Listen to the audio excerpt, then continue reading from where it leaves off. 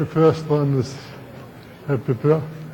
Okay, the important people are here. They are sitting here up front. They are not supposed to miss any of the talks. And of course, it's an honor and a pleasure to be here at this occasion. Much has been said, so I won't try to add anything to it. I'm very happy to be here and take part in that conference, and I'm also happy to announce the next speaker, Wess. Everybody knows him, and he will speak on something new, which is twisted deformation of gravity. Well, thank you very much. But first of all, happy birthday. I wish you the very best. Good health, success, joy, not only in your private life, but also in your academic life, because we physicists need you. So it's not only for you, but for us as well, I wish. So long life and much good work to be done. Well, now I would like to speak about twisted gravity. What this is, you will learn in a moment. However, I just remember that Eliezer once at Zimmermann's birthday conference said that had this very nice picture of string theory being a mothership, and we feel safe and at home and not alone on this mothership, but from time to time we have to go for some excursions to learn something. In this sense, I would like to make an excursion now to non-commutative spaces and building gravity on these non-commutative spaces. But don't be afraid. I'm sure that there will be a way back to string theory, and after a while, but there's actually a way out already, so a path. And I'm sure that there will be a way back. And it's a little bit like with supersymmetry. When you can supersymmetry study in its own right, what Bruno and I did before knowing about string theory, then it became, it went back to string theory and became a very important subject in string theory. So hopefully these are ideas, not a model or not the theory I'm presenting, but ideas which might play a role in string theory and maybe even in nature as well. Now, I don't want to take you now to the future, but I would like to take you to the past. And I ask you, I ask you to read the first paragraph. This is from the famous inauguration lecture or speech from Riemann, 1854. That's bad. What should we do? Can this be maybe made visible?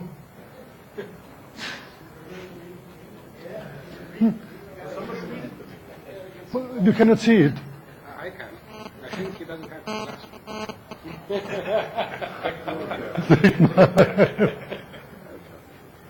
Well, should I read it? Yeah, maybe. Now it seems that the empirical notions on which the metric determination of space are based, the concept of a solid body and the light ray lose their validity in the infinite small.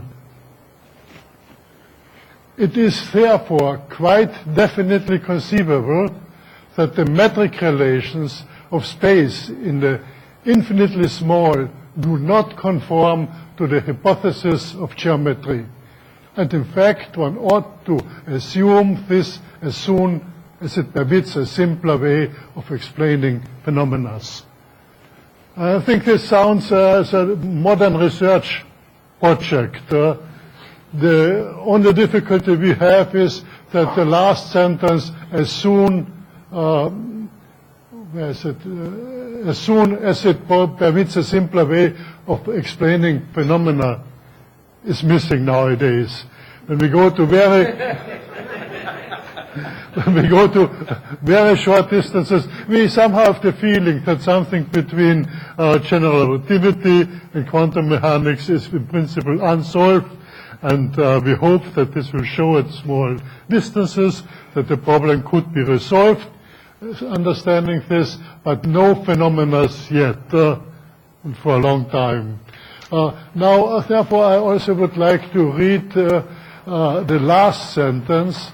Investigations like the one just made, which begin from general concept, can serve only to ensure that this work is not hindered by too restrictive concepts, and that the progress in comprehending the connections of things is not obstructed by traditional prejudice.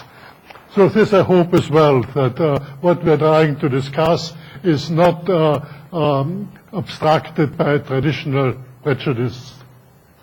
So this was Riemann.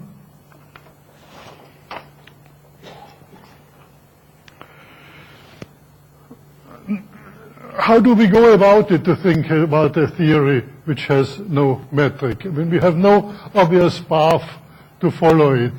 But it seems to occur more and more often, for instance, the notion of non-commutative spaces. And the non-commutative spaces, studying them, would be a very good example for the concept Riemann might have in thought. So I will talk about non-commutative spaces, a subject which is not very, well, let's say it's very, doesn't matter. So what I have just now, a transparency.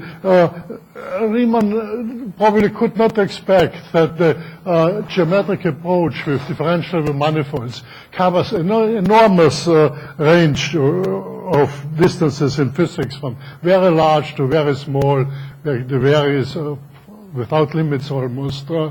But what happens when we really go to the very, very small? We don't know. Is the concept of differential geometry still the right one?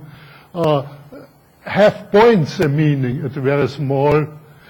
Do we have no topology, maybe no neighborhoods? So how should we approach this object? Now, knowing about quantum mechanics, the points lose their meaning in phase space due to non-commutativity. And the trajectory loses its meaning. So one might think that studying a theory like quantum mechanics for the space alone already gives us some hint how we could do build up a theory without introducing the metric from the very beginning. Now it's true, Hilbert said our concept of space-time derives from roots and light rays, and so we should rather try to define our concept of space-time coming from a fundamental theory and thinking about the experiments you can make and the measurements you can make, and then build up the causal structure of space-time. So this lecture, in a way, I will try to show that this is not entirely impossible. That's the purpose of this lecture. I will not be mathematically very precise. I just would like to give an impressionist talk to see what the ideas are and how we could handle them. So we start with non-commutative coordinates. This is not a new concept. It was actually Heisenberg who in the year, well, I didn't write the year, but it was very early, immediately after the first relativistic field theory was written down, had the idea, well, having so much success with the commutation relations between space and momenta, to transform this also to the coordinates, and he hoped that this way, our modern way, the points lose their meaning, and therefore the integrals which lead to divergences might be cured. But he, in his letter, he wrote a letter to Peierls and Pauli, explaining this idea, but claiming that he does not have the mathematical abilities to follow such a project. And also today, it's only after much work has been done that we know what kind of mathematics we should use. Now, from Pauli, Oppenheimer was in Zurich at that time. It propagated to Oppenheimer, and he gave the problem as a thesis to Schneider, and Schneider wrote the first paper. This was, I think, 23, and this was 47. He wrote this paper where he showed that the quantum mechanical system on space-time, non-commutative, is conceivable, and there's no reason to reject it, except, as Pauli remarked, it on physical grounds. Now, we don't know. The physical grounds have changed, and they don't seem to be as important anymore as at Pauli's time. So,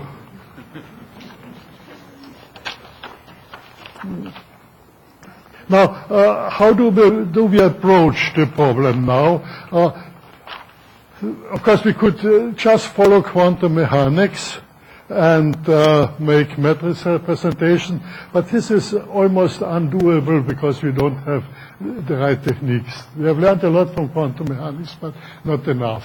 So we do something which also has occurred in quantum mechanics, and especially Wigner, but while the first one have transformed the commutation relation into star products.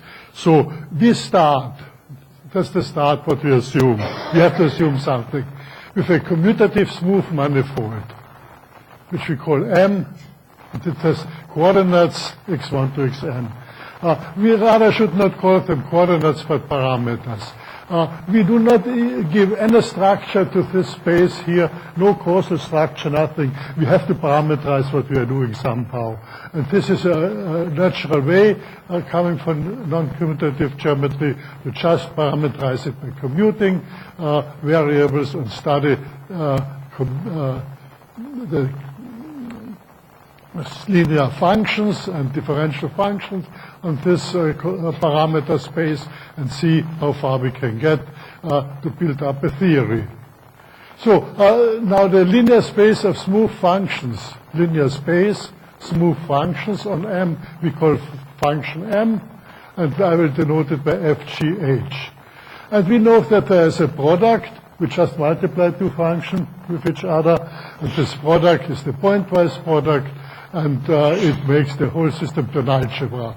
This algebra is associative, we know, but now we would like to generalize the concept of the multiplication here, and it can be done. This we have learned from quantum mechanics, that it is not necessarily commutative.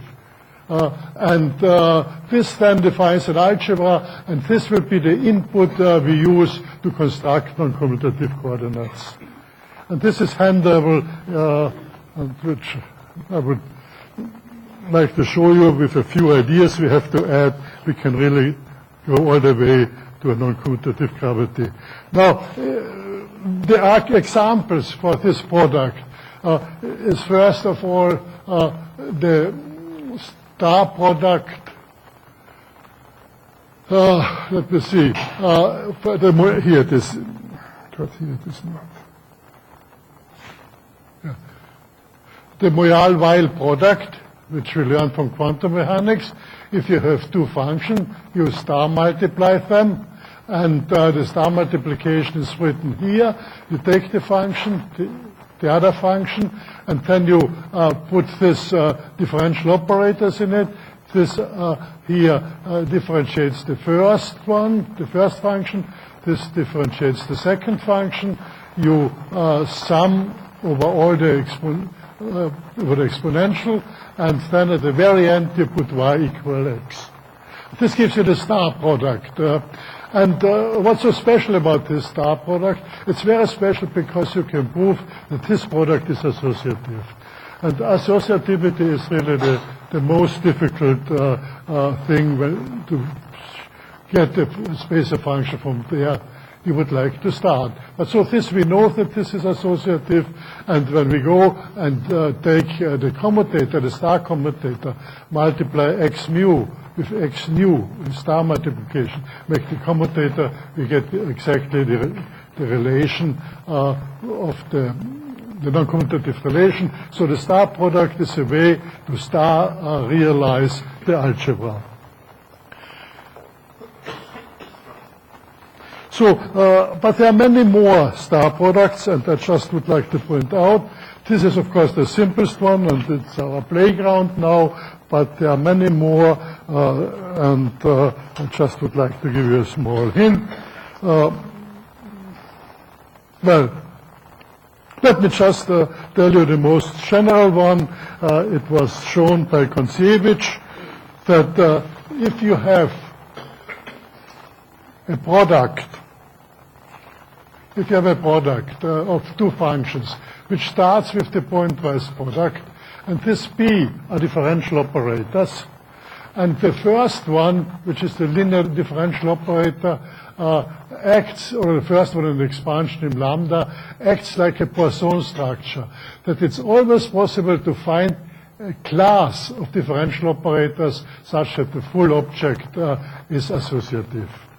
So we have many, many possibilities. The only problem is there are only very few cases known where we have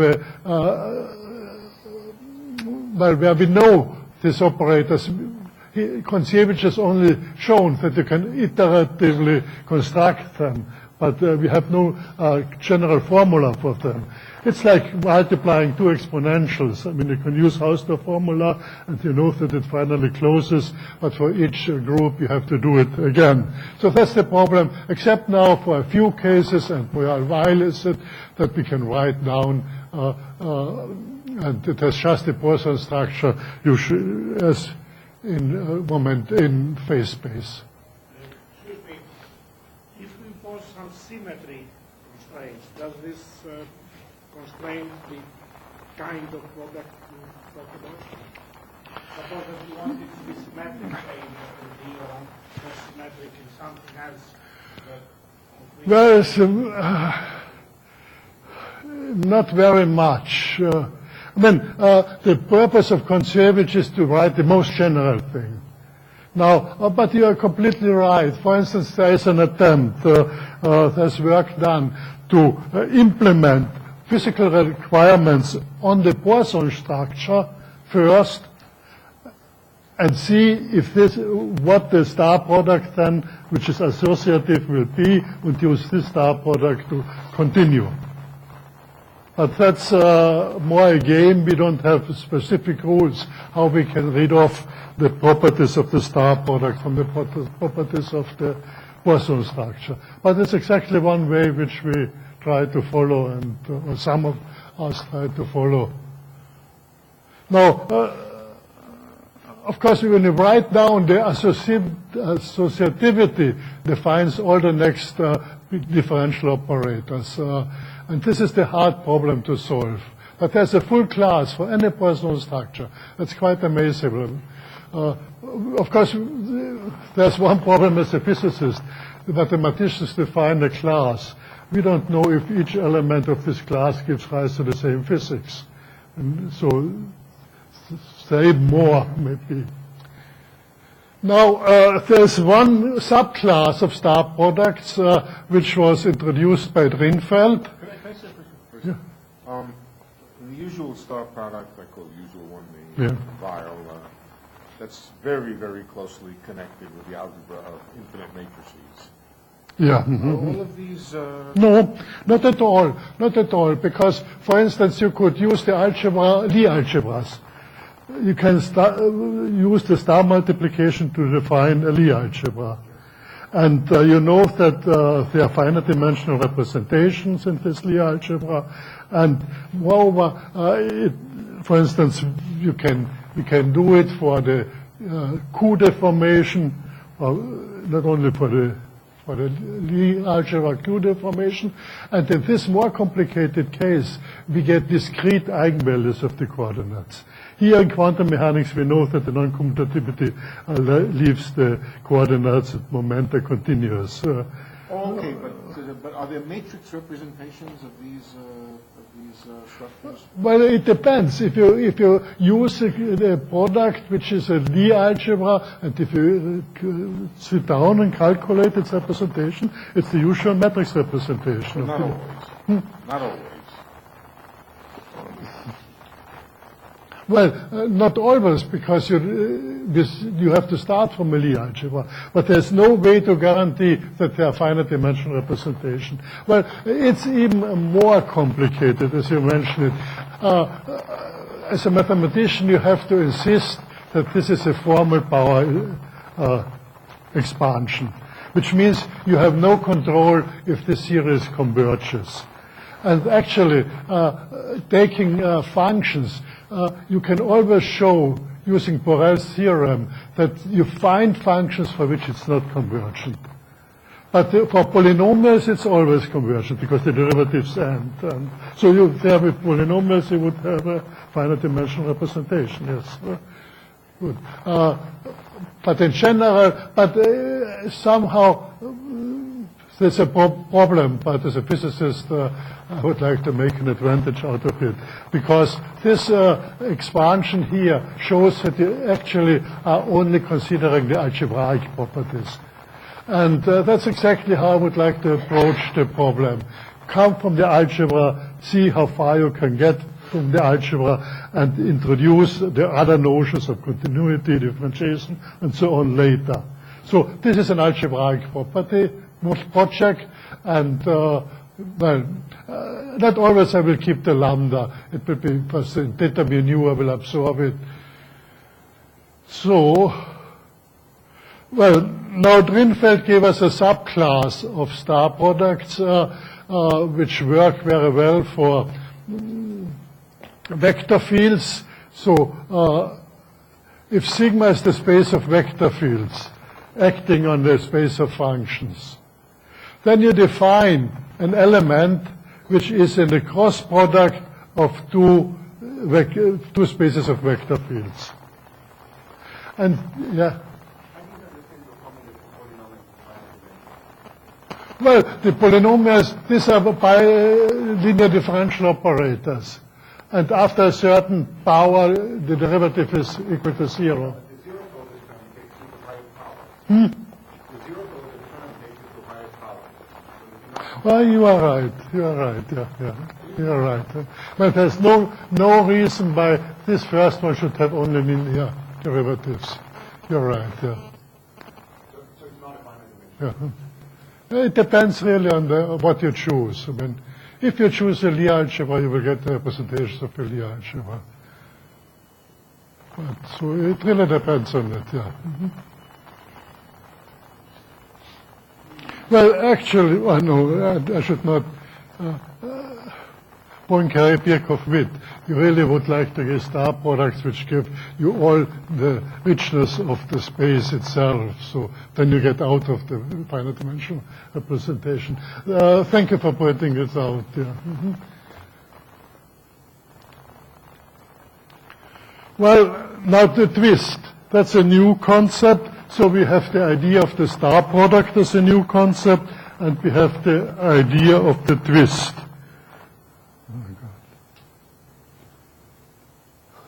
Well, yeah. This is the space of vector fields acting on the space of functions. If you take the direct product of this vector field spaces and take an element and d mu cross the nu, which is such an element, then you can define a star product by multiplying not the two functions, but putting in this element here. This would be just the x to the I and so on.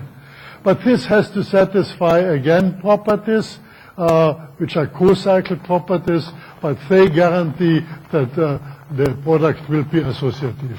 So it's a little bit easier to work with twists, and they can be used for many shortcuts, but not for all solutions of Kontsevich we can find a twist. But now we will concentrate on the one with a twist.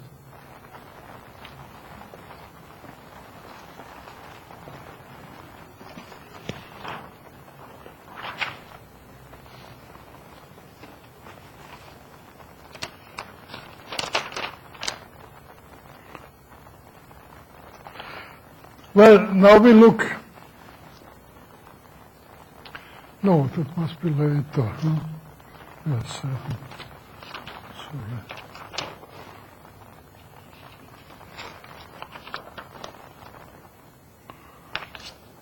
What happened?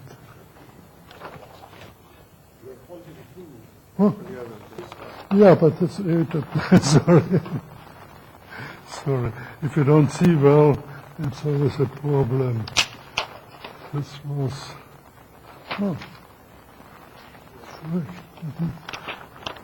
Right. Well, okay. It's not what I wanted to say, but okay, you can understand it. In this sense now, from before, f for x, the function, will represent an element of the algebra which uses the star product. So, and you can show that to each element from the algebra there's a function, to each function there's an element. If you have the Poincare-Birkhoff-Witt property, but that's technical, and then you have the representation in terms of these functions. And so this is here there is an isomorphism of the functions to the elements of the algebra. And the star product just represents the product in the algebra. An observable,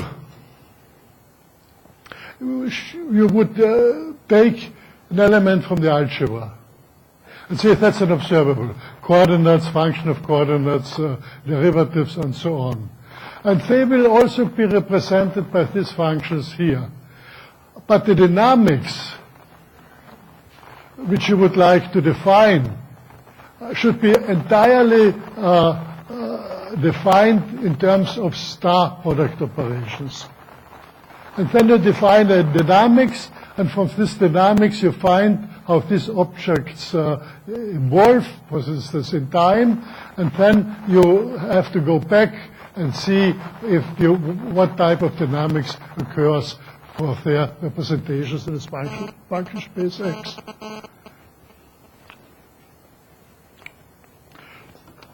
So this is the program I am trying to follow here.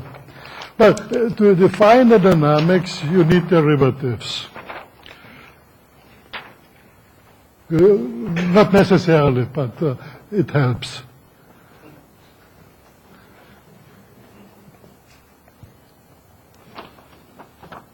If you have a derivative, what is a derivative? The derivative is a map of a function in the space of functions to another function. No matter how you have learned how to differentiate. That's finally what comes out.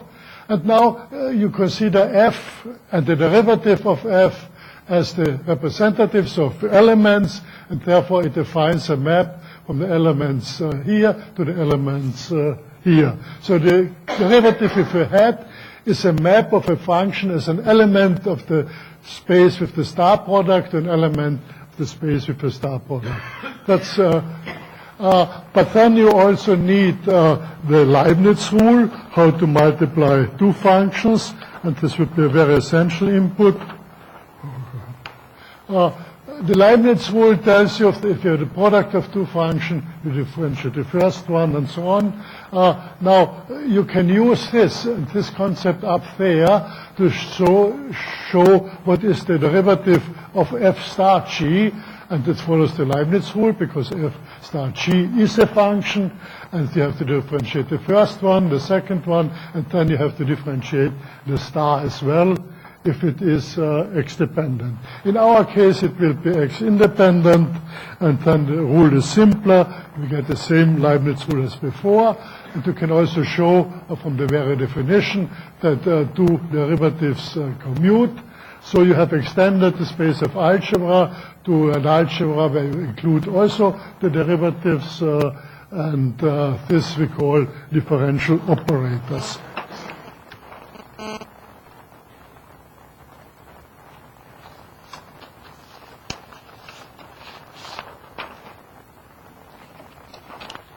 So we define differential operators from the Leibniz rule the star differentiation, and we just do it like we do a usual differential operator. Only we always star multiply. We always work in the star representation of the algebra. The derivative as well, and we expand them and we symmetrize them, or they are symmetrized because they commute, and this is a differential operator. It's easy to see using the Leibniz rule that they form an algebra, two differential operators multiplied by each other give a differential operator again. Now, we will try to formulate the dynamics with these functions and with such differential operators.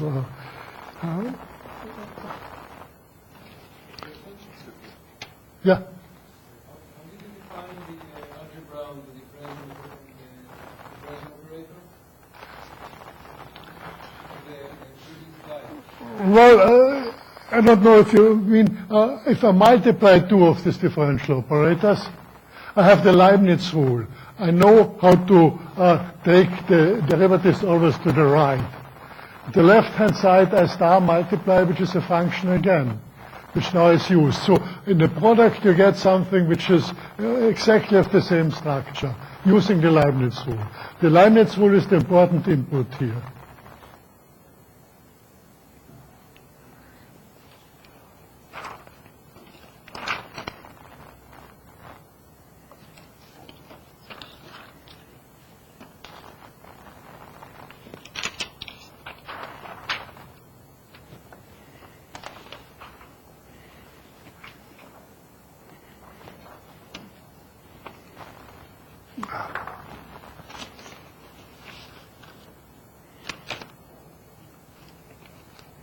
Well, now coming back to the differential operators.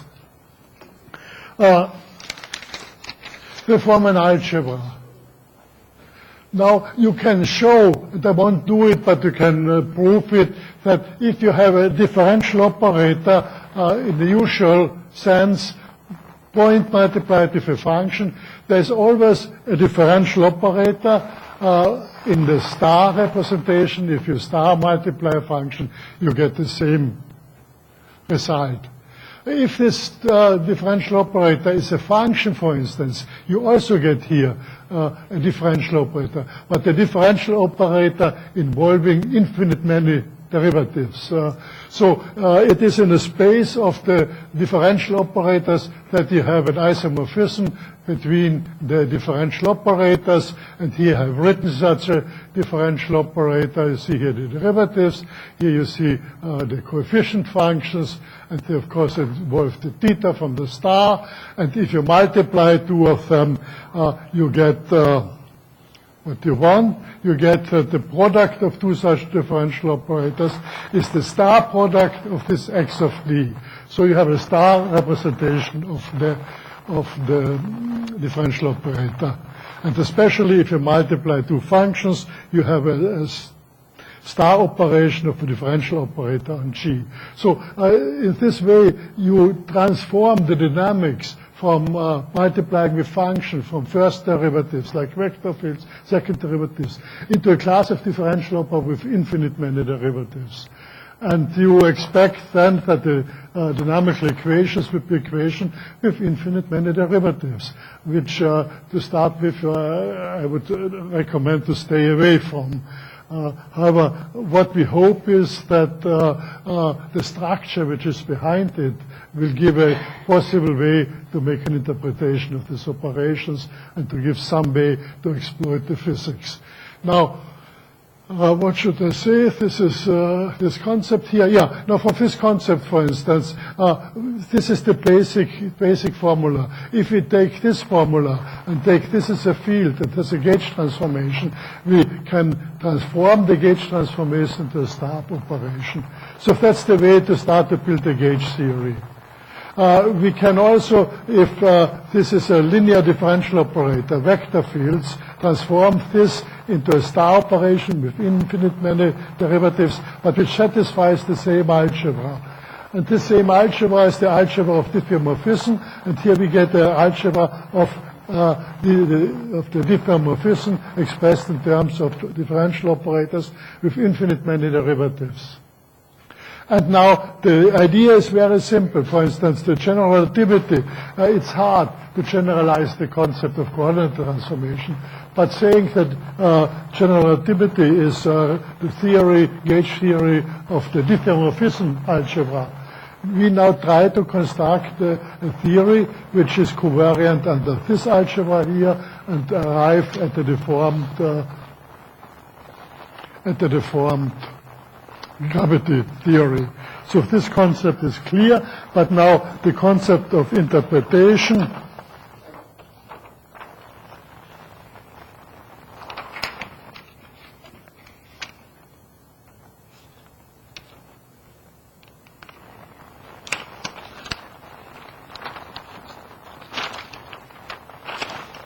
That's an important one.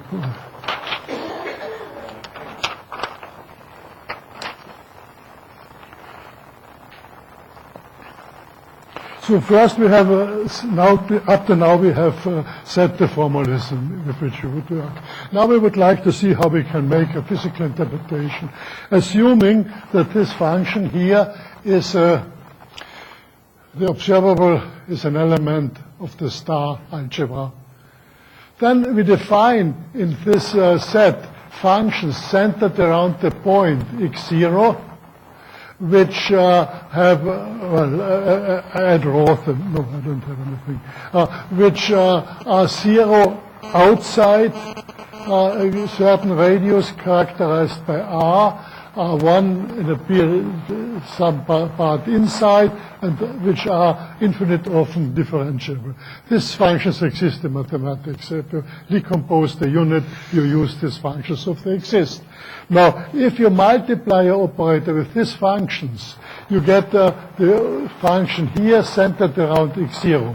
So this allows you to define a neighborhood of this operator in the neighborhood of the point x0 of your one parametrization space.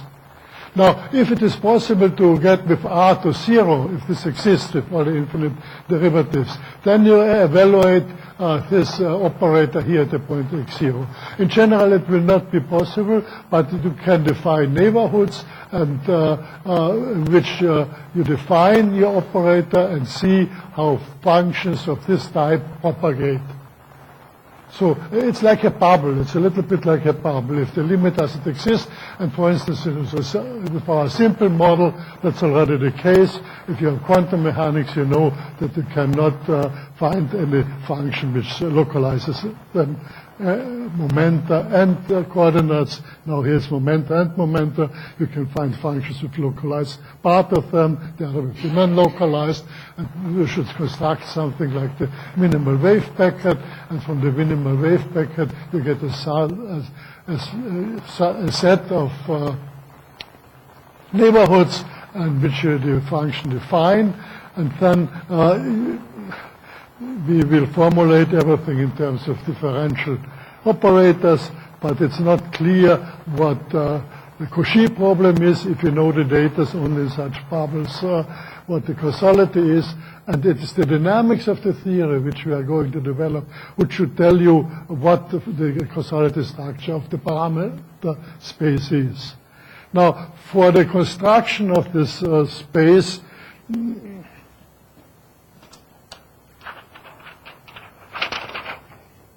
we would like to use two inputs. First, we would like to say that it is a deformation of our known differential equation. Deformation means that for theta going to 0, or the parameter lambda going to 0, you really should end up with a theory which you know already. The theory of gravity, gauge theory. And then we would like to use only operations in the star algebra, and we would like, and this seems to be a very basic concept, to construct gauge theories as fundamental theories. This construction is not unique. It gives rise to, starting with Husiewicz, you know that it is not really unique. But at least you can construct a theory that way. and then go back and see what types of dynamics you obtain in your commuting space, what becomes of the light cone, what is your initial problem, and, well, yeah. This you have to find. And to find it from the dynamics, not from the roots and clocks. Riemann said you should not use, but you really use the dynamics to define clocks and distance measurement, whatever this is now, if you have no points, but you can see which point you cannot reach from propagating from one point. And so you have to define your causal structure solving these equations. Now, these equations, I could show you how to construct gauge theories. This is under control. I can deform the standard model, for instance. It's controllable in a power series expansion in theta, but I would like to show it what you do in cavity. That's not very difficult. I give you only a sketch. What about Lorentz invariance or rotation invariance? Are we just abandoning that for the moment? And, yes. And in the moment we say this space has no structure, then we would like... I mean in the end, are we expecting... Yes. Expecting that our theory will have... deformed Lorentz invariance. Deformed Lorentz invariance. And this is the next subject, which is the final put in to construct this theory. We would like to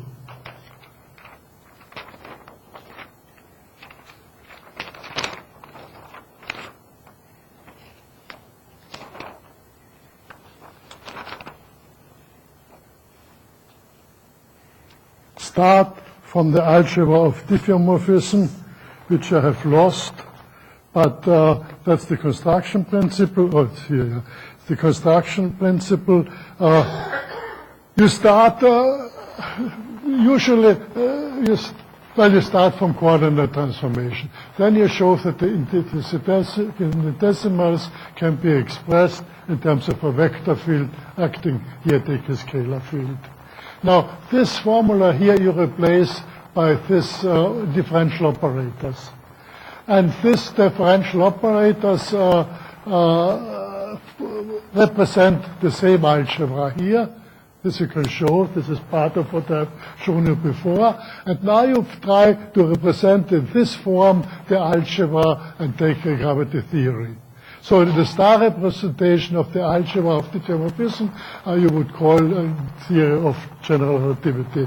Now, the one thing you need, and that's now the final input, which also partly answers your question, is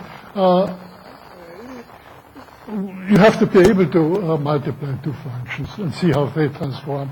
If you know how the first transforms and the second one transforms, you should know how the product transforms. Now, with a differential operator, if you use this operator, you can come back to the first formula here and calculate it. But it will not be the transformation of the first one, second one left, and then, that should be a plus, sorry, the first one and the second one transform. There will be an additional term, because here you take here in front this operator, this is a differential operator, and you take the parameters in front. And you can calculate the difference of this transformation. And if you calculate the difference of this transformation,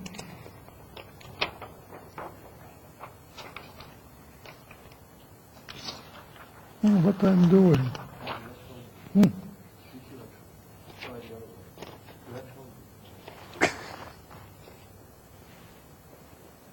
Okay. Well,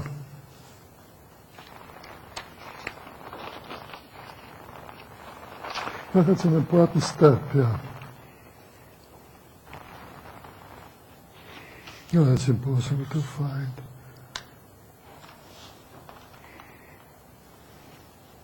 Yeah. If I but I can tell you, if I differentiate a product, I have to consider it as a function and differentiate as well the star product as well inside, and then from the transformation you get a parameter inside, and then you take it in front, and then you get the formula, which is exactly a deformed co-multiplication by Drinfeld. So when you have a co-multiplication, usually you take A cross 1 plus 1 cross A, but now you get additional terms, and they are expressible in terms of the twist.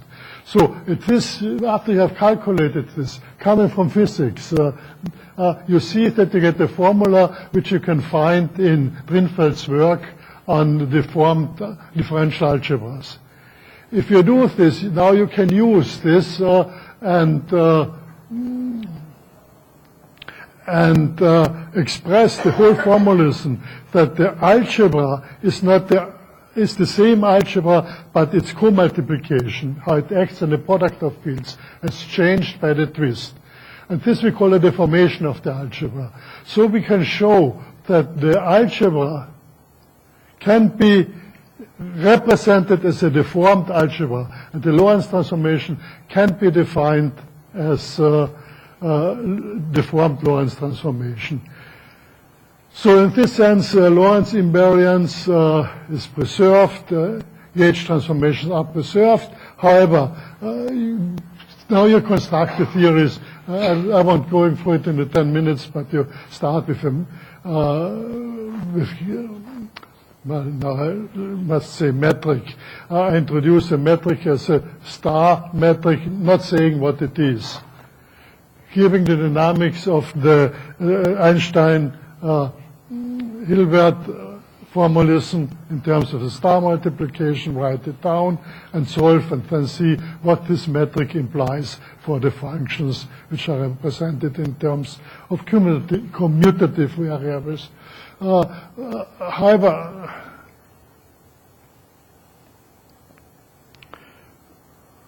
what does this mean, that the symmetry is now a symmetry of deformed? It's not a group anymore. They are well-deformed, deformed transformations. So the first thing we were able to show that in gauge here is these deformed symmetries again lead to conservation laws. So that was quite a remarkable success. So if you have a deformed theory, you can find something like the Noether currents as well. And because these theories have many relations, the way they are constructed, they have many properties, which now we have to learn to exploit. It's not as simple as with Lie algebras. It is, you do it with twisted Lie algebras, and we are now in the process of learning how to do it. And the conservation law was the first result we are happy about. And well, now we have to see if we find solutions for the deformed Einstein equations, see what they lead to.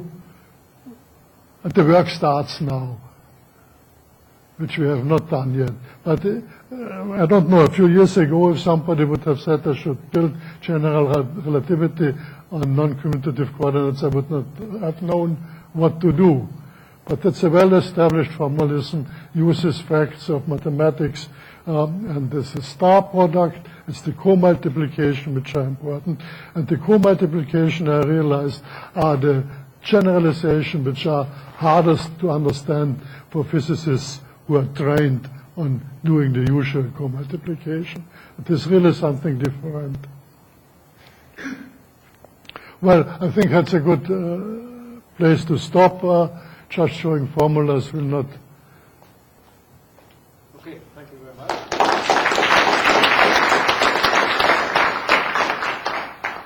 No, very nice. Is this in naive physical terms? You can see the non-commutative space structure arising if you take, say, an external field, magnetic field, some magnetic type field, and truncate the Hilbert space at a certain point. Right? Is this general relativity approach the same as, say, imagining that you have flux, which now it's not a magnetic field, but say to index tensor or something like that. Some external flux of magnetic field. Yeah. And again, imagine that you can solve the Landau problem and truncate the space. Is it equivalent in some sense? Well, Wess Alvarez Gomez, he has worked with this problem and he has a partial answer. He tried essentially to do this. However, he did not fully get the theory we have been constructing. But the terms which are missing are the terms which are the formation of zero, so to speak. So there's one thing missing in the whole approach. I mean, you can construct the covariant theories, but don't forget, for instance, in gauge theories. Here he is. I was talking about your work and asking where you are. Okay. Well, let me say, gauge theories are something which is constructed with a minimal coupling, with the gauge coupling. You can realize gauge invariance with other. We have no principle which sorts out this type of minimal coupling. There we have to either say that string theory will give us this type of couplings or make some argument or harmonization. We do in the moment have no principle which prefers the type of minimal couplings we have in gauge theories. Yeah, I lost track. You started with some parameters, but it sounds like at some point you identified them with space-time points. And that's one, I didn't see where that happened. Secondly, for these conservation laws and so forth, did you assume that there was an action or a branch? Yeah. Well, these are two questions. Let me first answer the second one. With this formalism, we have everything prepared to construct the action for gauge theory, to construct the action for the Einstein theory. So the actions we define. From the actions we derive equation of motions. They should specify our system. This gives equation for objects which live in the star multiplication space.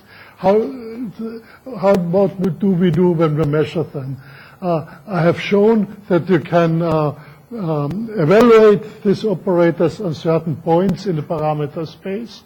And then you add interpretation that what the dynamics does to these fields in the non-commuting algebra reflects itself as a motion in the parameter space, and you take this as what you should look for in physics. So, I don't know if I've made myself clear. I assume when you speak about non-commutative space, you really mean non-commutative space-time. Yes. Okay. My question is there any reason to believe that theories with non-commutative space-time are unitary? Unitary. Presumably they have infinite number of derivatives in time, and then therefore non-local in time. Is there any reason to believe that they define? Well, you see, it's not impossible to say that the Cauchy problem, that you can give the data at a fixed time. You have to give the data in bubbles, or in time slices. Well, of course, that's a relevant comment, but I was asking really about quantum field theory. Yeah. Is there any reason to believe that such a structure will define a unitary S matrix? Well, you ask me questions which are beyond what I can answer. I Fair mean, enough. Mike? So I have two questions. The second is very specific, but I'll ask the first first. Michael, can you stand up, please, because we can't hear you. So yesterday, you asked me at the end of my lecture whether one could detect violation of angular momentum conservation in the LHC. So the question is, do you have a formula by which a QCD prediction is performed by this theory? yes. Quark and a quark annihilation in some channel. Yeah. Yes. Yes. Yes. Well, this will involve the theta mu nu, which is a tensor.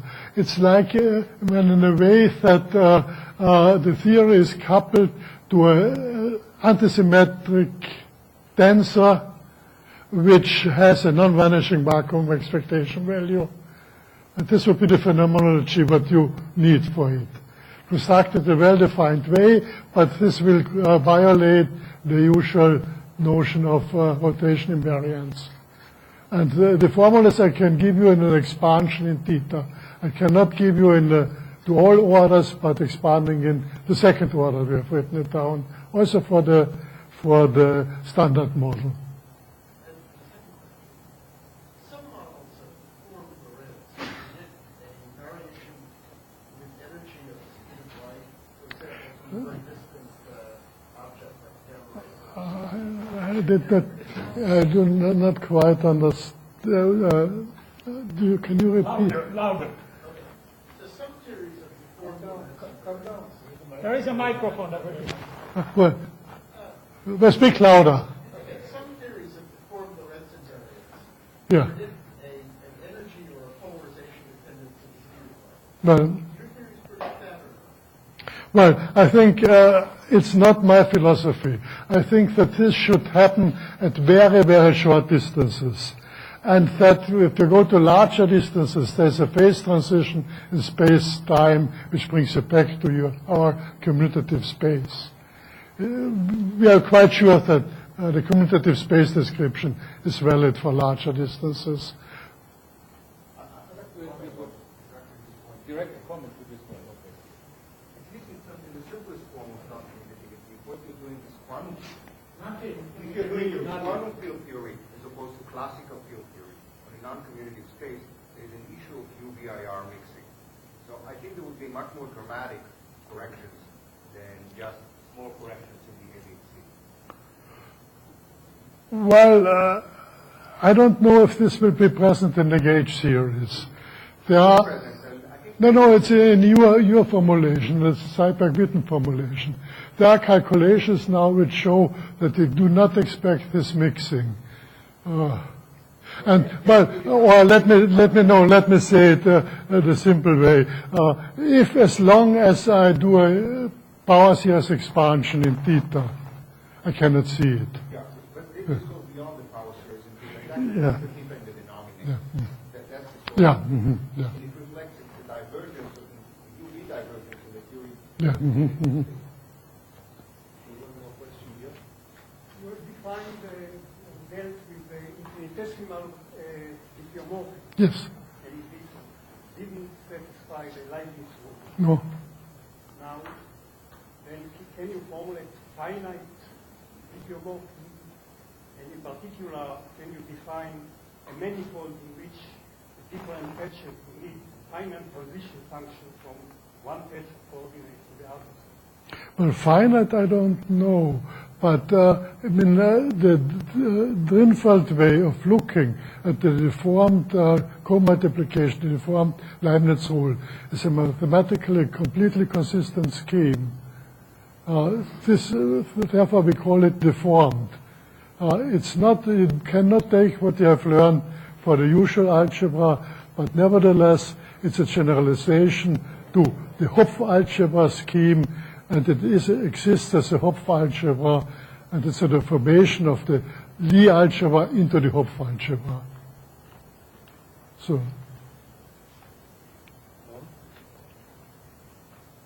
Do you still have a question? Sorry? Do you still have a question? No. Okay. Yeah, well, I might just add, what we are doing is on the level of Maxwell, before quantized. Before I was with the laptop, I just wanted to make the comment that you were asking me to raise. So what we did, Frank Mayer, basketball for me, was to use essentially the analog of the Seiberg-Witten limit, but to the next degree order to see to what extent you could get a non-commutative theory of gravity. Now, if you actually do the computation, which is a little painful, what you find is that, of course, you get some of the terms which are exactly what you obtain, but string theory, unfortunately, provides other terms for this product, and we never managed to really identify those extra terms as some deformation of the product.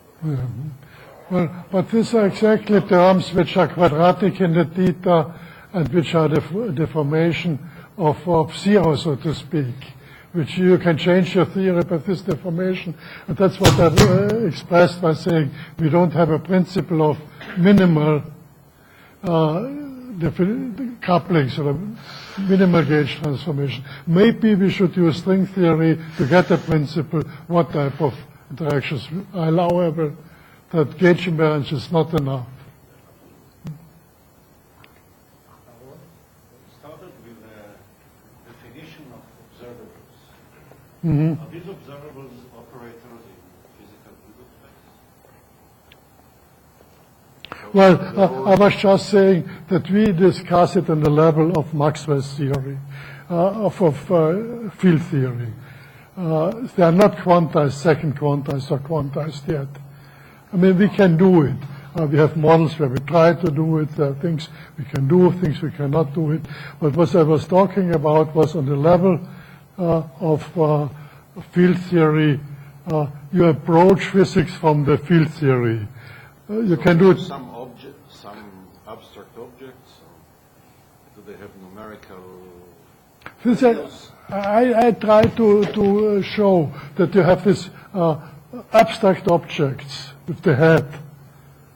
And if I give you such an object of the head, you can evaluate it in the neighborhood of points in the four-dimensional space. And but the structure, the causal structure of the space, you have to derive from the dynamics of these objects. It's not given by the old classical theory. Second is in relation to Lenny's questions. You said in your answer that you could write that power C is expansion and you have an infinite number of time derivatives. That means that you have an infinite number of initial conditions. Yeah, and therefore you cannot specify them at a fixed time, but in time bubbles. I mean, I don't know if you remember, there was a time where axiomatically the initial condition were given in a time slice. And these were theories where you had to integrate over the mass. When the propagator had the mass distribution, and you could show that you cannot give the data at a fixed time. So there are models where the initial conditions are not possible at a fixed time, and here they won't be possible either. They will be somehow. I think you should get the minimal, like quantum mechanic wave function for which the spheres are as small as possible, and then give the initial condition and see if this leads somewhere. That's all that I can say in the moment. Okay, I guess that's the discussion here, and we thank you very much. Well, you have to give me. The lunch will be served outside on the grass, and we meet here at 2 p.m. Now, I'm told by our secretary that some people have not yet given her their passports. So if you have not given our secretary your passport, please do.